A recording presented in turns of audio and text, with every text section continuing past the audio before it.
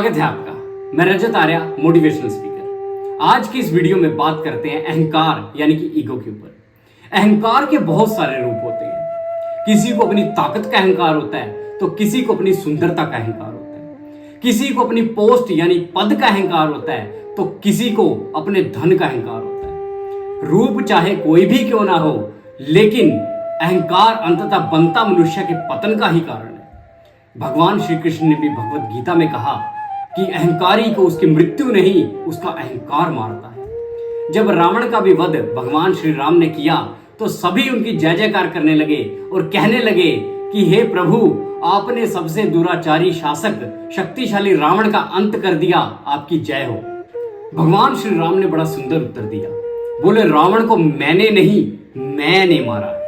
किसने? मैंने नहीं, मैंने मारा है। अर्थात रावण की मृत्यु का अगर कोई कारण है तो वह उसका अहंकार है। आज इसी अहंकार का तोड़ एक कहानी में आप तक लेकर के आया हूं। उसे सुनना और उसे अपने जीवन में उतारने की कोशिश करना। यह कहानी है विश्व विजेता सिकंदर की। सम्राट सिकंदर ने एक दिन अपने महल में एक मीटिंग बुलाई। उस मीटिंग में उसने एक आश्चर्यजनक निर्णय किया। उसने कहा कि एक फरमान जारी करो और पूरे राज्य के लोगों को यह कहो कि उनके पास जितनी भी करेंसी है, जितनी भी धन संपदा है, सारी की सारी ला करके मेरे राजकोष में जमा कर दे। पैसा किसी के पास नहीं होना चाहिए। एक दरबारी ने सवाल उठाया, बोला महाराज, अगर पैसा उनके पास नहीं होगा तो वो अपनी जरूरतें कैसे पूरी करेंगे? सम्राट सिकंदर बोला, उनकी जरूरतों की सारी जिम्मेदारी मेरी, लेकिन पैसा अर्थात करेंसी सिर्फ मेरे पास होनी चाहिए, वह राज्य में किसी के भी पास नहीं होगी। राजा के कहने पर दरबारियों ने फरमान जारी कर दिया। लोगों ने उसकी बात मानकर सारे पैसे राजकोष में जमा करने शुरू कर दिए। मंत्री ने आकर के राजा को बताया कि महाराज, आपकी आज्ञा का पालन करते हुए सारे राज्य की प्रजा ने अपनी संपदा आपके राजकोष में जमा कर दी है। लेकिन राजा को मंत्री की बात पर विश्वास नहीं होता। यह देखने के लिए कि उसकी आज्ञा का पालन सच में हुआ है या नहीं, वह एक चाल चलता है।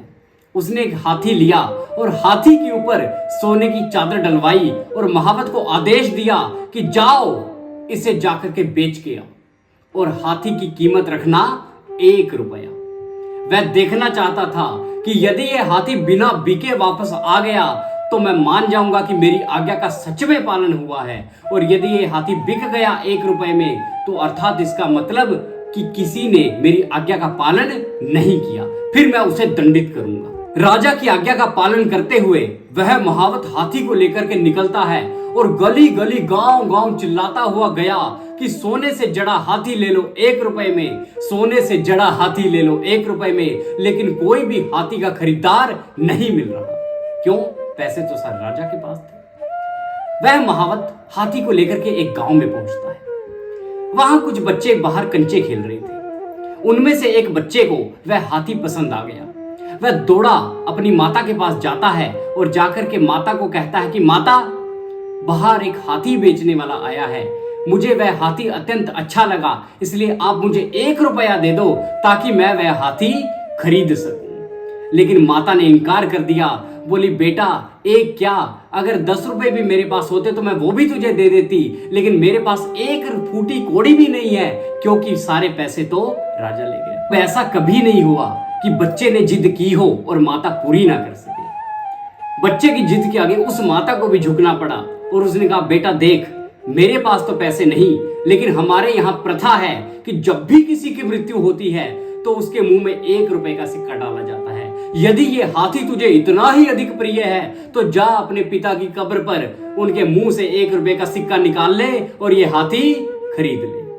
बच्चा गया अपने पिता की कब्र पर और कब्र तुड़वाई और वहां से 1 रुपए का सिक्का निकाल के महावत को दे दिया और वो हाथी खरीद लिया। अब ये बात राजा के कानों तक पहुंची। जैसे ही ये बात सिकंदर तक पहुंची कि कब्र में भी पैसे हैं, मानो उसके पैरों तले जमीन खिसक गई हो। माथे पर हाथ मारा, बोला, मैंने जीतों से तो धन दौलत इकट्ठी कर ली, मुर्दों का क्या।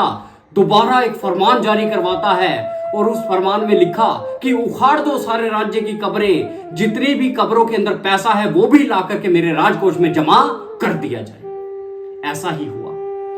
दरबारियों ने, सैनिकों ने सारे राज्य की कब्रें तुड़वा डाली और जितनी भी संपदा कब्रों के अंदर थी, जितने भी पैसे मुर्दों के मुंह में थे, वो भी ला करके सिकंदर के राजकोष में जमा कर दिए गए। लेकिन इतनी धन संपदा पाकर भी सिकंदर खुश नहीं रह सका। जब अंतिम समय आया ना, वैद्य को बोलता है, बोला वैद्य जी, मैं मृत्यु को प्राप्त होने जा रहा हूं, लेकिन मेरी आपसे एक विनती है। वैद्य बोले, महाराज आदेश कीजिए। बोले, मैं अपने रिश्तेदारों से मिलना चाहता हूं, बस मुझे 1 घंटे की जिंदगी दे दो, इतना ही चाहिए मुझे। वैद्य ने कहा, महाराज ये हमारे बस की बात नहीं, हमारे बस में होता तो हम आपको मरने ही न देते, लेकिन जहां तक जीवन का सवाल है तो हम 1 घंटे की तो क्या 1 मिनट की भी जिंदगी आपको नहीं दे सकते। सिकंदर की आंखों में आंसू आ गए। बोला, ठीक है, ले चलो मुझे उसी दौलत के द्वार पर, उसी दौलत से आज मैं 1 घंटे की जिंदगी मांगूंगा, जिसको पाने के लिए न जाने मैंने कितने ही लोगों को मौत के घाट उतार दिया। कहते हैं सिकंदर को ले जाया गया तहखाने की तरफ।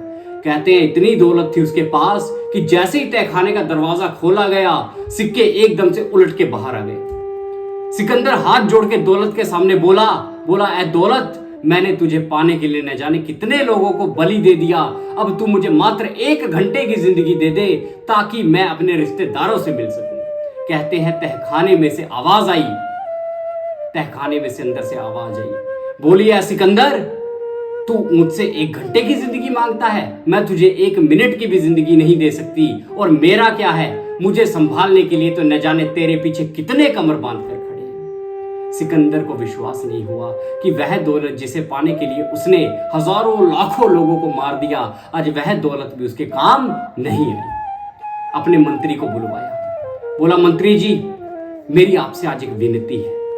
मंत्री बोला, महाराज विनती क्यों करते हो, आदेश दीजिए। बोला, नहीं, सारी जिंदगी आदेश देता आया हूं, आज विनती करूंगा।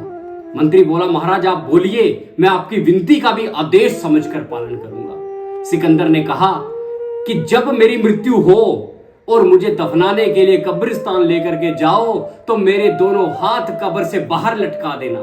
मंत्री बोला, इससे क्या होगा। सिकंदर ने कहा, बोला, मैंने दुनिया से अब तक केवल छीना ही छीना है, लेकिन जाते जाते इस दुनिया को मैं कुछ देकर के जाना चाहता हूं। मैं दुनिया को जाते जाते एक संदेश देकर के जाना चाहता हूं कि जब आया था सिकंदर इस दुनिया में, हौसले तो आली थे, लेकिन जब गया इस दुनिया से तो दोनों हाथ खाली थे। यह संदेश मैं दुनिया को देकर के जाना चाहता हूं। देखिए, हम अपनी दौलत और न जाने कितनी चीजों पर अहंकार कर बैठते हैं, लेकिन सत्य यही है कि अंत में हमें यह सब छोड़ करके जाना पड़ेगा। तो इसलिए अहंकार नहीं करना चाहिए। अहंकार पर किसी शायर ने बहुत सुंदर पंक्तियां लिखी। बोला, ये जो बालों पर सफेदी छा रही है, संदेश काल का ला रही है। वक्त की लाइन पर जिंदगी की गाड़ी बड़ी तेजी से दौड़ी जा रही है। जो अग्नि कुंड में जलती है लकड़ियां, उम्र को जिंदगी खा रही है। बुढ़ापा आकर नहीं जाता, लेकिन जवानी आई थी जा रही है। नहीं रहने के काबिल इस मकाम में, तभी तो निकाली जा रही है। जगाले ज्ञान की ज्योति, अंधेरी रात सर पर छा रही है। जगाले ज्ञान की ज्योति, अंधेरी रात सर पर छा रही है। देखिए दोस्तों, अहंकार हमें किसी भी चीज का नहीं करना चाहिए। अंत में हमें सब कुछ यहीं छोड़ करके जाना पड़ेगा। ठीक है, आज की इस वीडियो में इतना ही। अहंकार छोड़कर किसी की मदद कीजिए, देखना आपके मन को कितनी शांति मिलेगी। वीडियो देखने के लिए आपका बहुत बहुत धन्यवाद। सब्सक्राइब करिए हमारे इस चैनल को, ताकि आप तक इस तरह की मोटिवेशनल और स्पिरिचुअल वीडियोस लगातार मिलते रहे। Thank you so much.